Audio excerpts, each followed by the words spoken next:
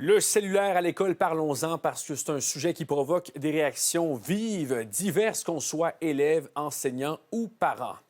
La commission spéciale sur les impacts des écrans recommande maintenant au gouvernement québécois d'interdire complètement les appareils mobiles partout dans les écoles. On en parle avec Kevin Crane démarré. Alors Kevin, la décision n'est pas encore prise, mais le ministre de l'Éducation, il semble plutôt favorable. Et il va falloir attendre là, avant de savoir si cette mesure sera mise en place dès la prochaine rentrée scolaire. On sait qu'en janvier 2024, Québec a interdit les téléphones cellulaires en classe, mais la commission spéciale va encore plus loin, a dit. Elle propose d'interdire, oui, les téléphones cellulaires, mais aussi les écouteurs et autres appareils mobiles personnels dans les écoles primaires et secondaires, même sur les terrains des établissements. La commission spéciale s'est aussi penchée notamment sur le temps d'écran chez les jeunes, l'accès aux réseaux sociaux et la cyber-intimidation. Voici quelques réactions.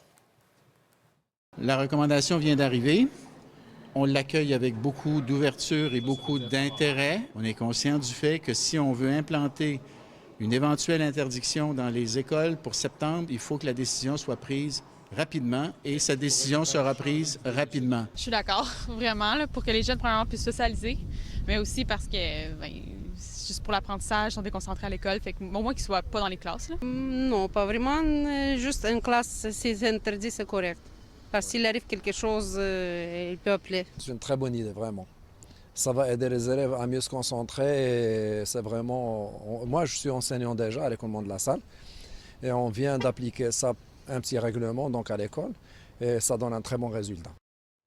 Et selon des parents, a dit que ça pourrait aussi aider à diminuer la glorification de la violence sur les réseaux sociaux, qu'on en est témoin dans les établissements scolaires. On l'a vu dans ces dernières années avec de nombreux reportages avec notre collègue Yves Poirier, où est-ce que des jeunes publient sur Internet des bagarres dans les écoles. Bon, maintenant, la commission spéciale, elle continue de rédiger son rapport. Son dépôt est prévu d'ici le 30 mai prochain.